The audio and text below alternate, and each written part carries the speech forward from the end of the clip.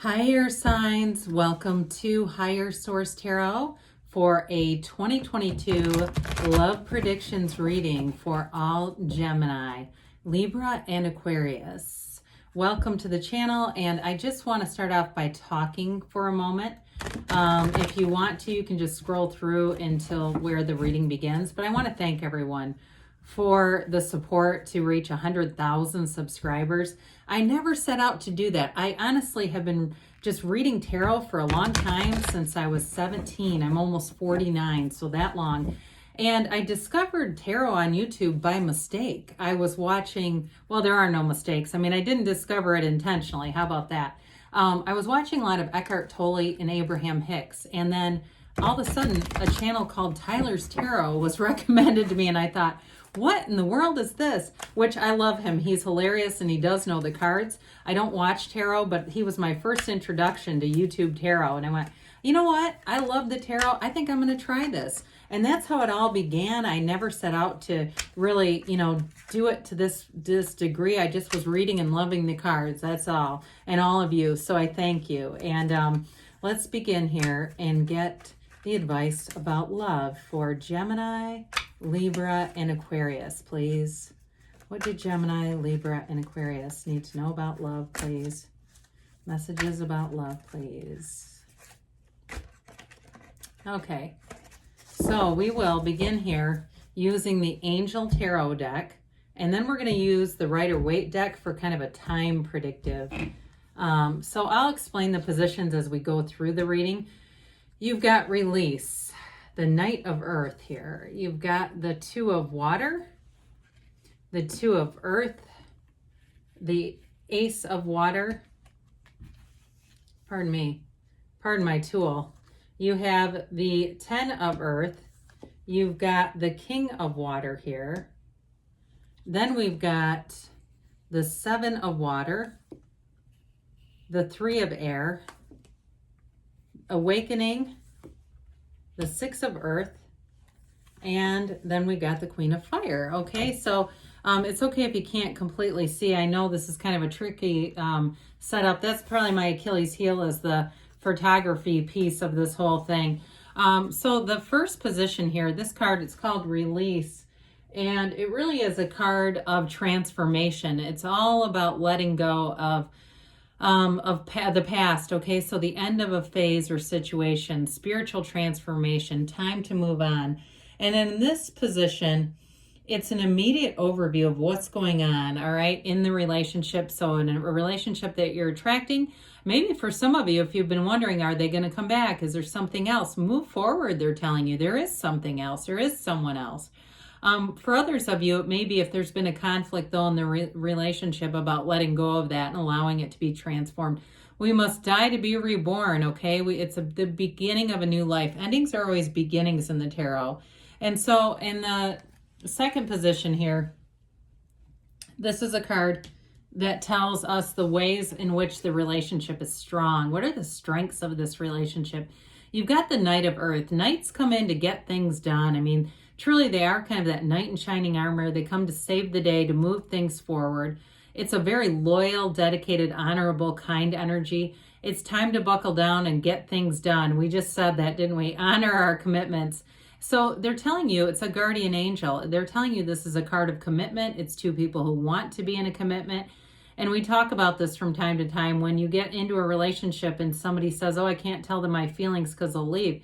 Run like hell. That's not a relationship. This is two people who can open up, who can talk and communicate, and who can love each other on a deep level. So we've got here the Two of Water, which we love this card in any love relationship.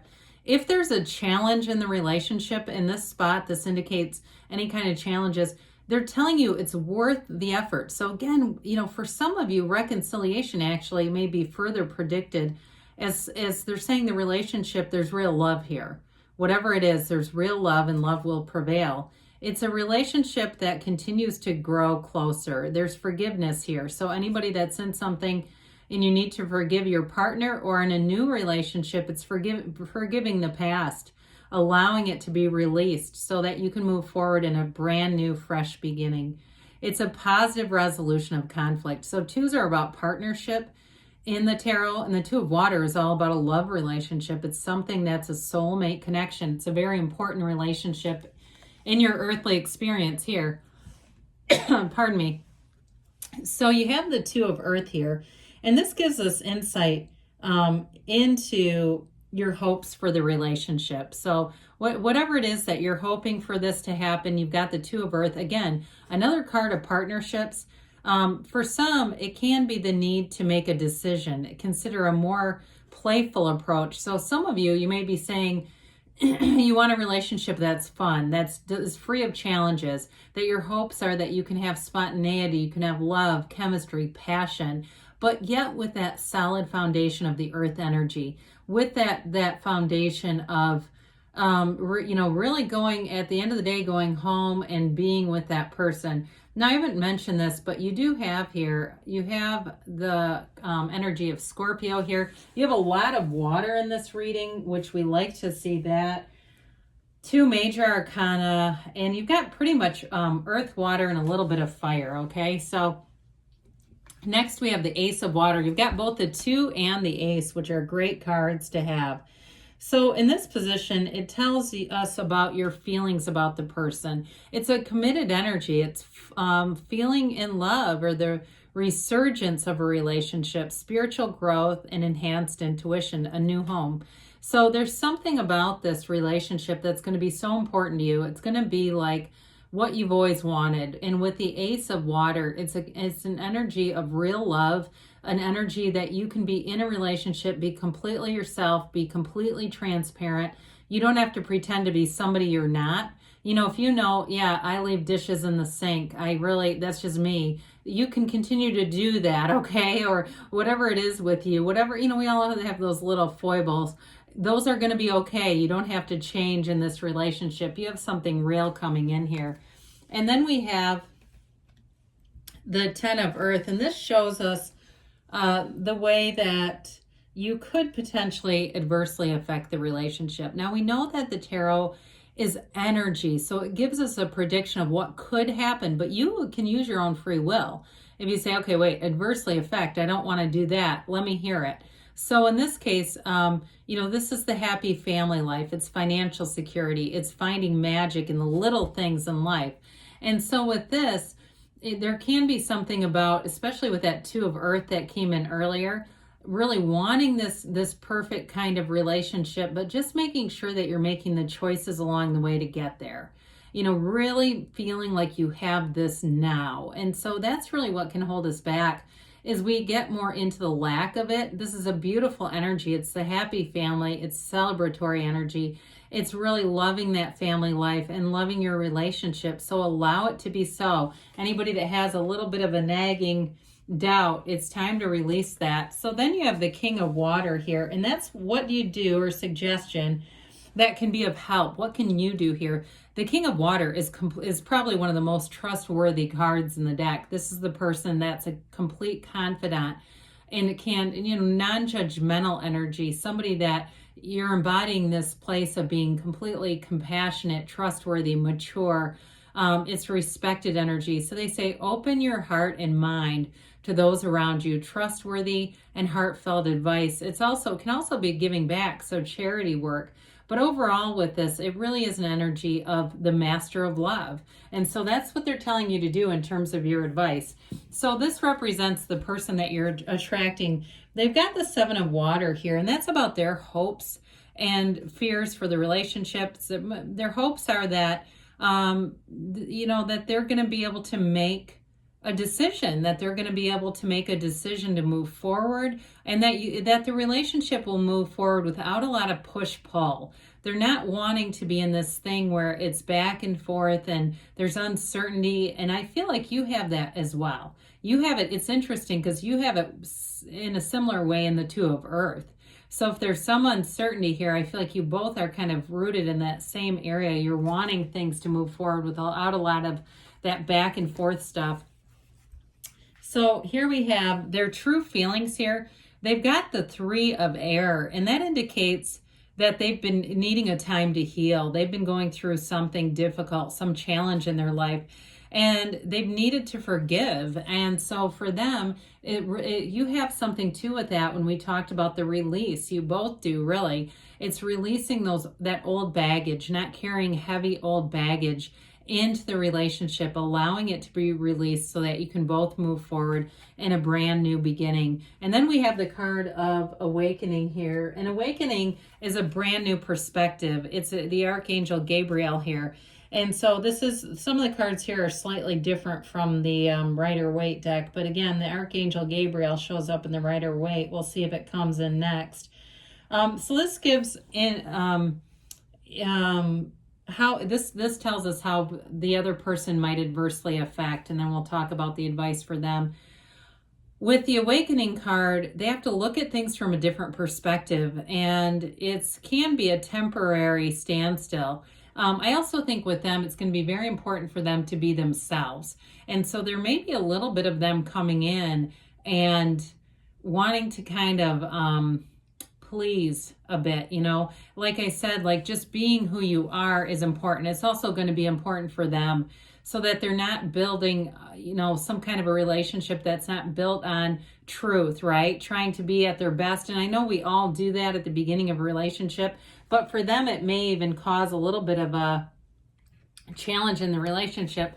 So their advice for them is Six of Earth. It's a time to bring in new opportunities. It's receiving, it's being in this reciprocal energy and bringing in balance. So I do feel like if you're opposites, if you attract somebody who seems very different from you, you two will balance each other out in some way. And maybe they're an earth sign and that's why there's so much earth, or maybe a water sign too. That's possible. So your advice here is the Queen of Fire. It's a very passionate, lusty kind of energy. And with the Queen of Fire, it's confidence, warmth, intelligence, graceful. It's stretch your wings and fly. Don't underestimate yourself. Assert your independence and creativity. So with the Queen of Fire, it's getting yourself out there. It's putting yourself out there to meet new people, but it's also putting yourself out there too if you're in a current relationship that's under a little bit of strain, allowing it to expand and grow and allowing it to be fun. There's a definite undercurrent in this reading about having fun in the relationship, being spontaneous in the relationship. I feel like that's going to be very important for some of you here. So allow yourself to have that passion. You've definitely got love in the air here with all the water that came in. It's just interesting to see in some of these love readings how much water is showing up. I love it. So let's see about a timeline for Gemini, Libra, and Aquarius, please, for 2022 love predictions. Timeline for Gemini, Libra, and Aquarius. Okay, let's do a little bit more here. Okay.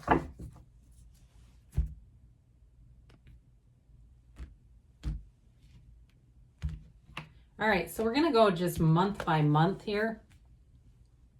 You start off here in March. We've got the Page of Swords, April, the Eight of Swords, May, the Ace of Swords. June, you've got the Ace of Cups. July, you've got the Emperor. August, we've got the Page of Pentacles. September, the Five of Cups. October, the Nine of Pentacles, pardon me. You've got the Six of Swords in November, the Nine of Cups, the bottom of the deck. This is kind of interesting. You've got two sevens. So I feel like with the Chariot, which is Cancer energy, you've got Cancer and Aries here.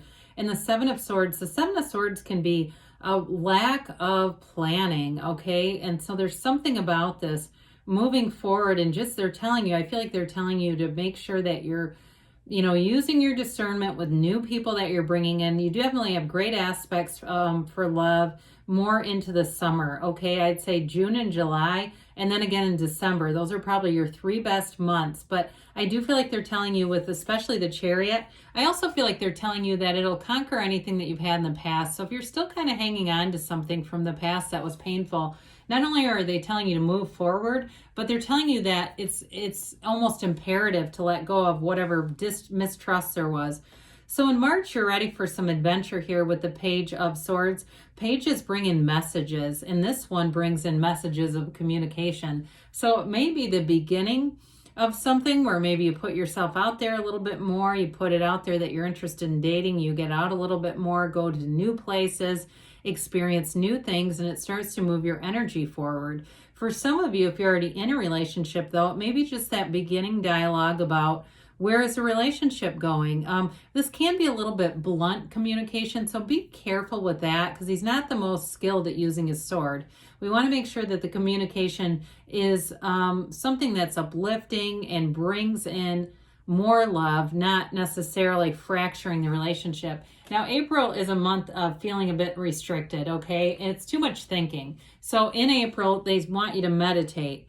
Be in spiritual action, take action, don't do this. This is too much thinking. And so again, you use your own free will. So you might say, God, I had the best time in April. I met the love of my life. That wasn't right. It means you applied your own free will and said, I'm not going to stay stuck. I see where the energy's headed. I'm going to influence this. All right. So into May here, we've got the Ace of Swords. This is great communication. In May, it's very straightforward and direct. So I love it how it leads into June with the Ace of Cups. For some of you, if you're in a relationship, here's why I think the real conversations start of this is really something that we want a commitment. We want to commit. We want to stay devoted. It's honesty too. The swords are all about honesty. So it'll be clear, honest communication, and it moves you forward into a place of never-ending love. I mean, this is the kind of reading or the kind of card you want in a love reading. You also had it with the Angel Tarot. So the Ace of Cups is an important card for you right now. So, into June here, it's one of the best times for love. Aces are about initiation too, beginnings. So it may be the beginning of the rest of your life in a relationship, or it could be meeting somebody new. But either way, there's real love here. There's real commitment. There's honesty. There's an attraction. And it's definitely something that flourishes and blooms.